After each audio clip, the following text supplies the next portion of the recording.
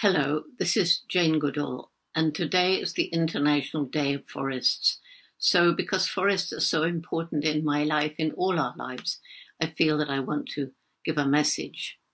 And I think more and more people know today the role that forests play in slowing down climate change by absorbing carbon dioxide from the atmosphere and storing it. And people are beginning to understand what we call the services provided by the forest. They give us clean air and water. They provide food and clothing and so much else.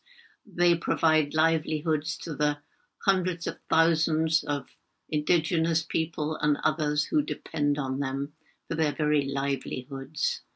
And the problem is that we are destroying forests. We destroy patches of forest the size of a football pitch every few seconds. And as we destroy the forests, all this stored carbon dioxide is released into the atmosphere. We need forests, not only to slow down climate change and to give us these actual foods and clothings and so on, but because of what they can do to us for our well-being. It was the Japanese who started forest bathing. Go into the forest, be in the forest, and feel what the forest can do to heal you. And I've been so lucky. I've spent months by myself in the rainforests of Tanzania watching chimpanzees. But I've had experience also in the great ancient forests of Congo and forests in Malaysia and in parts of Latin America and North America and Canada and in the forests of Europe. And I have come to have a feeling for the forest for its own sake. Being out in the rainforest alone, you forget yourself. You become one with this amazing world of the forest. And out in the forest, you learn about the interconnection of all the forms of life, how every little species of animal and plant in the forest has a role to play. And as they become extinct, so we tear holes in the tapestry of life until eventually a whole ecosystem may collapse. When I'm alone in the forest, surrounded by the greens and the browns, it's a whole experience that I can't find in any other place. Just be quiet. And you hear the singing of the insects and the birds. And you hear the little rustles as small animals go about their business. And maybe you glimpse the bright colours of a butterfly as it goes past, or the feathers of a bird, or see a little tree squirrel running up the trunk. Perhaps a monkey.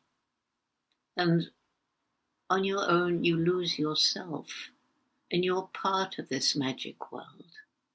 When it's raining, not a great storm, but just gently raining, and there's a pattering on the leaves, and you're all alone in this world of greens and browns.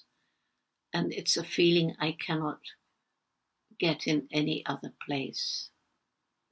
When I was alone in the forest at Gombe, the trees acquired personalities, and that may sound fanciful, but there's the great ancient old trees with their gnarled trunks.